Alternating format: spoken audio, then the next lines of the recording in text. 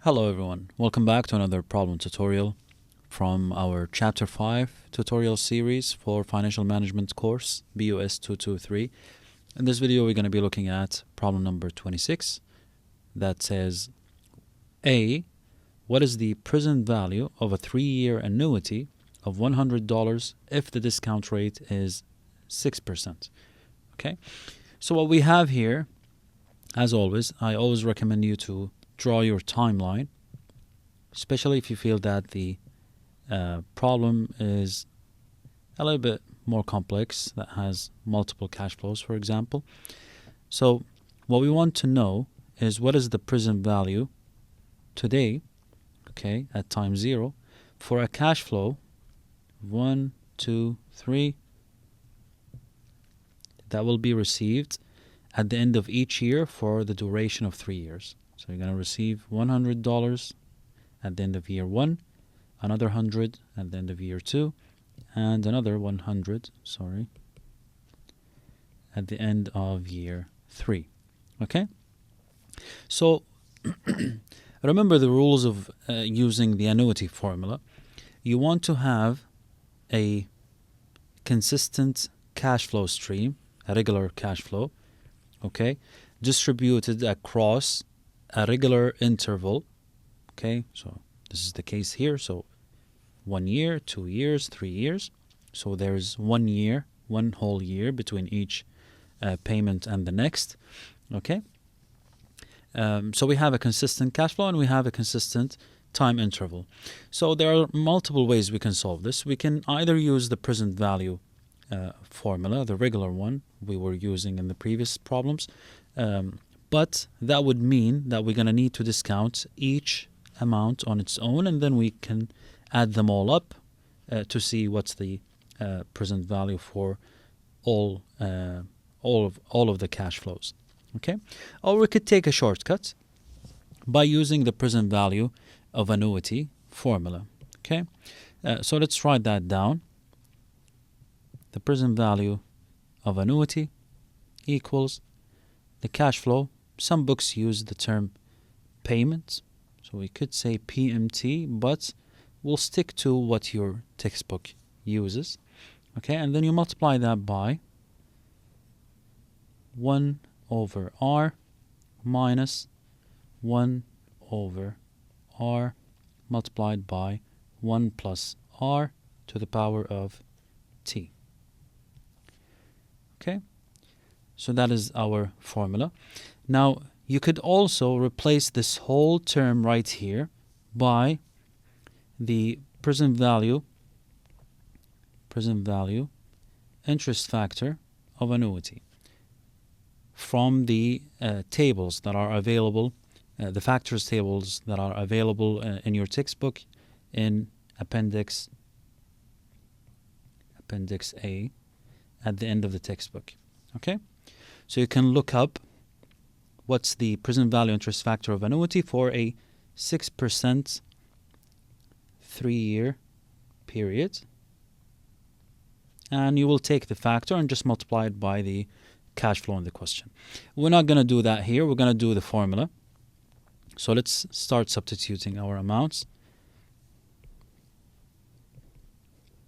The cash flow is $100 multiplied by 1 over 0.06, which is the 6%, minus 1 over 0.06 multiplied by 1 plus 0.06 to the power of 3, because we have t equals 3 in the question. 3 years. All right, close this bracket.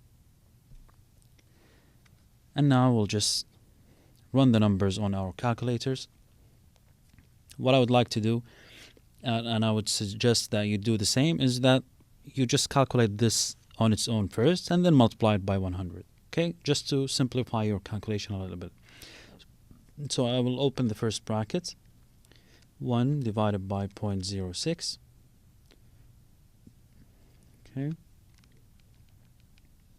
Try to use as much brackets as you can, just to make sure that you have the order of the mathematical operation correctly. So I'll open another bracket, 1 divided by another bracket, 0.06 multiplied by 1.06. I'll put that also in a bracket, 1.06 to the power of 3. I'll close all my brackets now. And that gives me 2.673. So $100 multiplied by 2.673. I'll multiply that by 100. Okay. That will be $267.30. Okay. So that is the present value of annuity for this scenario. And that is the answer to part A. All right. Now let's go back and read the second part, part B. It says, what is the present value of annuity in part A if you have to wait 2 years instead of 1 year for the first payment? Okay. So what's going to happen here? What's going to happen, I'm going to copy this timeline. Try to show you using the timeline what's going on.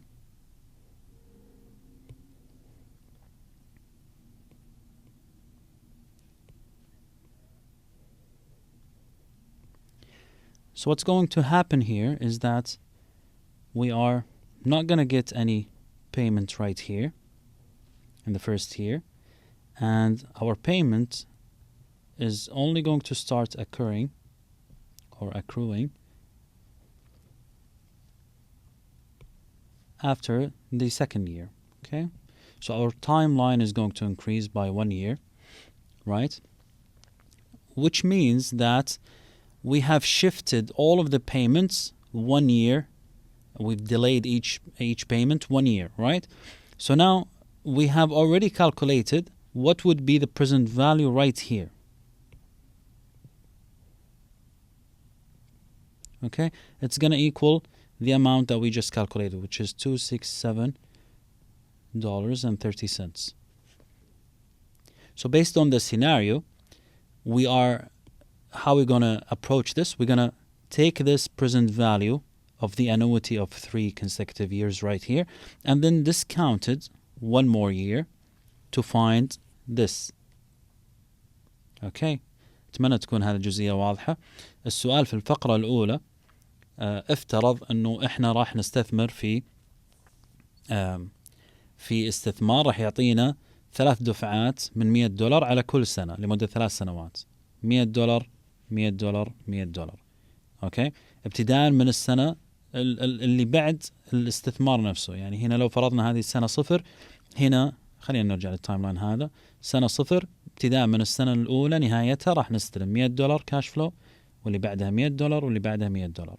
اوكي، فاحنا حسبنا كم راح يكون البريزنت فاليو اليوم لهذه الانوتي.